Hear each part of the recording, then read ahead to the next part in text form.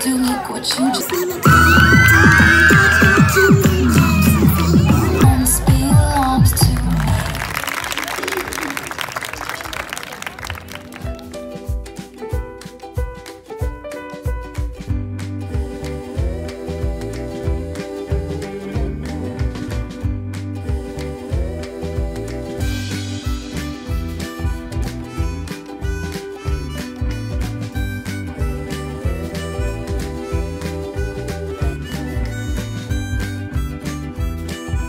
इसमें ऐसे कि जितनी भी को करिकुलर या एक्स्ट्रा करिकुलर एक्टिविटीज़ होती हैं एजुकेशनल इंस्टीट्यूट के अंदर, उनका कोई ना कोई लर्निंग आउटकम ज़रूर होता है। हमारे पास जब एजुकेशन की बात करते हैं, एजुकेशनल इंस्टीट्यूट की बात करते हैं, तो दो तरह हम उसको फॉर्मल और इनफॉर्मल एजुकेशन में डिवाइड करते हैं। फॉर्मल में जो आपकी एकेडमिक साइड आती है वो होती है, और इनफॉर्मल में जो को करिकुलर और एक्स्ट्रा करिकुलर एक्टिविटी आती है, ये उतनी ही इम्पॉर्टेंट होती हैं बच्चों के लिए जितनी ही कि फॉर्मल एजुकेशन है। आप इसकी एग्जांपल इस तरह लें कि अगर एक बच्चे जो हैं वो क्रिकेट का, फुटबॉल का या कोई भी मैच ले रहे हैं, तो उनके जो हार जीत का एक डिसीजन होता है वो उनका लर्निंग पॉइंट होता है कि हार को उन्होंने कैसे फेस करना है और जीत को कैसे फेस करना है। जीतने के बाद उनकी स्ट्रेटेजी क्या होनी चाहिए और हारने के बाद उनकी स्ट्रेटेजी क्या होनी चाहिए।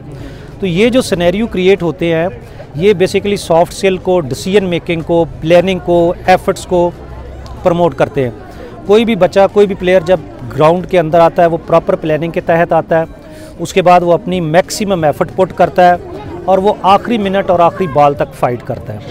इस सारे सिनेरियो को आप बिल्कुल प्रैक्टिकल लाइफ में ले जाए कि जब भी कोई सिनेरियो, जब भी कोई इवेंट का, जब भी कोई सिचुएशन आती है, तो बच्चे उसके अंदर कैसे बिहेव करेंगे, कैसे प्लान करेंगे, कैसे आउटपुट देंगे। और ये सारा जो को करिकुलर और एक्स्ट्रा करिकुलर एक्टिविटी से गेन किया जाता है। अब अनफॉर्चुनेटली सिनेरियो ऐसे डेवलप हो चुके हैं, कुछ कोविड की वजह से है, कुछ इससे पहले कि हमारे जो एजुकेशनल इंस्टीट्यूट हैं उनके अंदर ये एक्टिविटी ख़त्म होती जा रही है, और बच्चों की जो एक्टिविटी है वो सारी डिजिटल और गेम्स तक जो है वहाँ तक रुक गई है। और कोविड की वजह से बच्चे इतने स्ट्रेस और स्ट्रेस के अंदर गए हुए थे, तो उसके बाद ये जब एक्टिविटी आई हैं तो बच्चे अच्छा फील कर रहे हैं और ग्रो कर रहे हैं। और एक और मेडिकली भी मैं इसको आपको एक पॉइंट इसमें ऐड कर दूँ कि ये जितना स्ट्रेस है, इसको जब भी कोई फिज़िकल एक्टिविटी होती है, जब भी कोई आप एक्सरसाइज करते हैं, जब भी आप जिम करते हैं, जब भी आप गेम करते हैं, तो हमारी बॉडी के अंदर एक हार्मोन होता है जिसे एंडोर्फिन कहते हैं। ये एंडोर्फिन हार्मोन रिलीज़ होता है जो स्ट्रेस से रिलीफ देता है। जब आप स्कूल में जाएंगे, स्ट्रेस से रिलीफ होगा तो आपकी डिसीजन मेकिंग पावर बेहतर होती है। तो मेरा ख्याल है कि इस तरह की एक्टिविटीज़ ज़रूर होनी चाहिए और इनकी कंटिन्यूटी भी रहनी चाहिए। मुझे जब जावेद साहब ने बुलाया कि आप एज ए चीफ़ गेस्ट यहाँ आए, तो मेरे जहन में कुछ ऐसे था कि बस ऐसे कुछ छोटा मोटा फंक्शन होगा। लेकिन मैं जब यहाँ आया और मैंने जब यहाँ बच्चों की परफॉर्मेंस देखी और इनके जो एक्टिविटी देखी, तो really I was very impressed कि ऐसी एक्टिविटी होनी चाहिए। जैसे जावेद साहब ने कहा कि करिकुलर एक्टिविटी तो होती रहती हैं, तो चलती रहती हैं, लेकिन ये भी इतनी इम्पॉर्टेंट है जितनी कि आपकी करिकुलर एक्टिविटी हैं। तो इसीलिए जिस तरह खेलों का है या बाकी चीज़ें हैं, तो ये एक आम कहावत है कि जिस कौम के ग्राउंड आबाद हैं उनके हॉस्पिटल जो हैं वो बेआबाद हैं। तो मैं इसी के साथ जो है ना आपको ये पैगाम देना चाहता हूँ कि ये खेल और ये बाकी एक्टिविटी जो है ना इतनी ज़रूरी हैं सेहत के लिए, बाकी जैसे डिसीजन मेकिंग के लिए।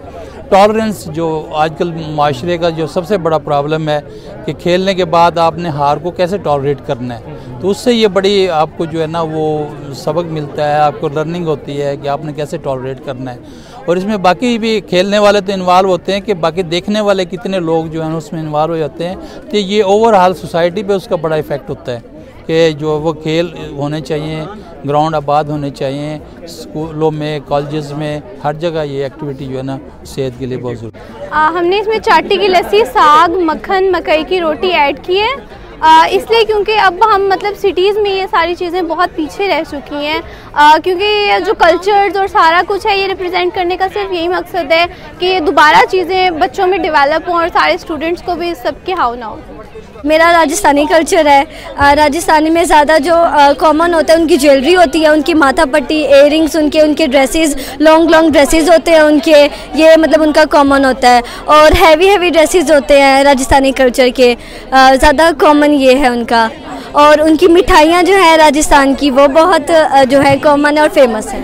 ये हमारा एक पेज है इंस्टाग्राम पे आर्टिफिक के नाम से, हम उस पर अपनी पेंटिंग्स और जो भी हमने सब कुछ खुद सीखा है, हमने कहीं से सीखा नहीं है, तो एक तरह से हमारे लिए थोड़ी सी अर्निंग हो जाती है। बाकी हमारा एक टैलेंट है, कह लें हमें शौक़ है इस सब का, तो हम ये पेंटिंग्स बना के वहाँ पे सेल करते हैं। Sir I am Samra Bashir from DPT face, और हमने ना ये हेलोइंस का स्टॉल लगाया है।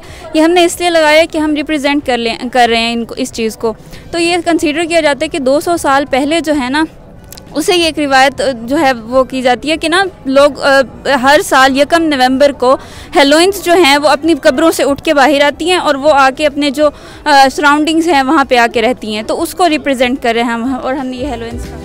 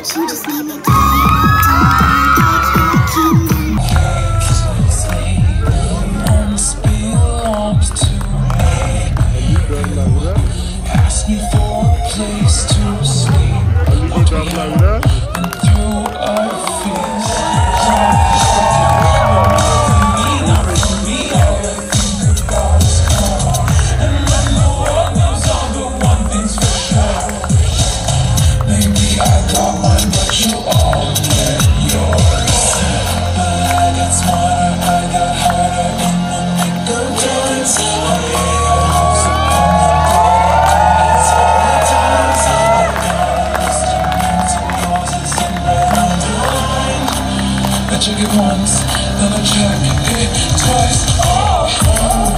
What you need to what you just need me do. What you need me do. What you made me do. What you just made me do. Look what you just made me do. I don't trust nobody anymore.